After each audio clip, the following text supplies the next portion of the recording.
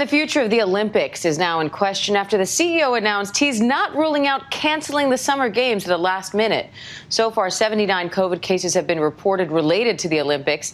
Amy Robach is in Tokyo with the latest. This morning, officials in Tokyo revealing that COVID cases have increased 155% in the past 7 days. There are now 1,832 new positive cases of COVID in the city as the Olympics are set to begin.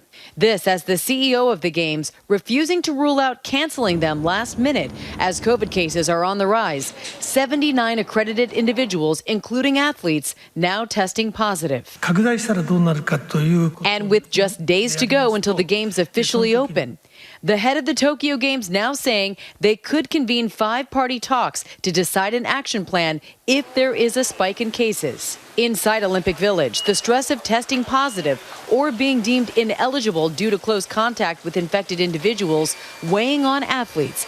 Team USA swim captain Ryan Murphy speaking to us earlier this morning about life inside the Olympic Village. We have been hearing talk about the Games potentially being canceled. What are your thoughts on that possibility? That's kind of a doomsday scenario. So I'm really trying not to focus in on that.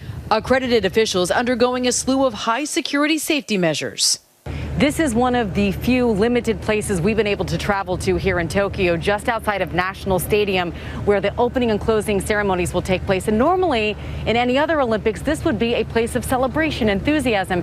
That's not the case right now, with mask mandates in place, with a very under-vaccinated population here, and rising COVID-19 numbers by the day. With COVID looming over the Games, some Olympic sponsors, like one of the biggest, Toyota, says it's pulling Olympic-related ads in Japan, but will reportedly keep its U.S. marketing plans in place. And some senior business leaders, including Toyota's president and Panasonic CEO, plan on skipping the opening ceremony altogether. With billions of dollars at stake if the Olympics are canceled outright, the Games soaring to $15.4 billion, with some experts saying the actual cost could be more than $20 billion. In other Olympic news, earlier, the U.S. women's national soccer team lost their first match to Sweden 3-0. Sweden famously knocked Team USA out of the Olympics back in 2016, so this was seen by many as a chance at redemption. They are down, but they are not out. They play again on Saturday against New Zealand. Diane, back to you. All right, Amy Robach, thanks for that. And let's go to our Kenneth Moten in Tokyo for more on this. Kenneth, good morning or good evening to you, I should say. I'm curious, what has the reaction been there after this huge announcement by the CEO that he's still considering canceling the Olympic Games? I know, Diane, it was a stunner for many of us and for many who've been covering these Olympic Games.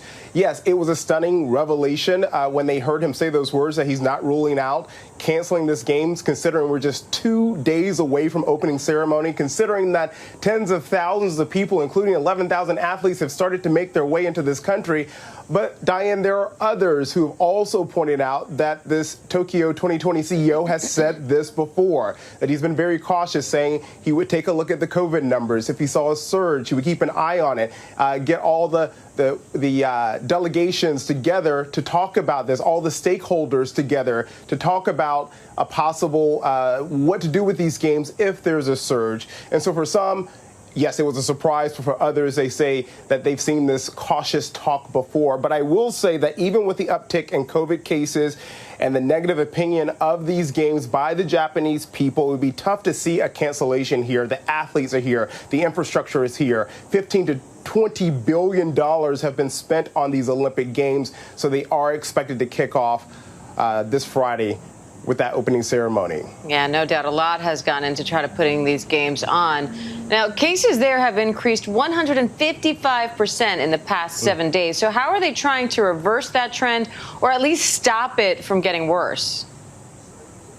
Well, they say they're going to do what they've been doing, which is to be vigilant and to remind athletes and the delegations who are coming into this country to be vigilant, to follow the playbook, to follow the strict COVID protocols, wear your mask, social distance, all of those things. But Diane, I will say the director of the World Health Organization spoke today here in Tokyo, and he said this, that there is zero risk in life, that the choices governments and organizations make regarding this pandemic will either increase risk or decrease it, but they never eliminate risk. And he said that the mark of success is making sure that cases are identified, isolated, traced, and cared for as quickly as possible.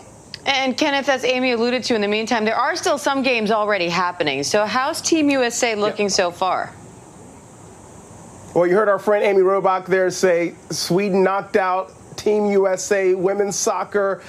We all know they're champions. This ended their 44-game winning streak, but they're not out. They're still in it. They still have a chance here. It's going to be tough, though, to win gold, but they are still in this. Also, the U.S. Olympic softball team claimed a 2-0 shutout win over Italy in the opening round. So some very good news there for Team USA. All right, we'll take it. K-Mo in Tokyo, thank you, my friend. Thank you. Hi, everyone. George Stephanopoulos here. Thanks for checking out the ABC News YouTube channel. If you'd like to get more videos, show highlights, and watch live event coverage, click on the right over here to subscribe to our channel. And don't forget to download the ABC News app for breaking news alerts. Thanks for watching.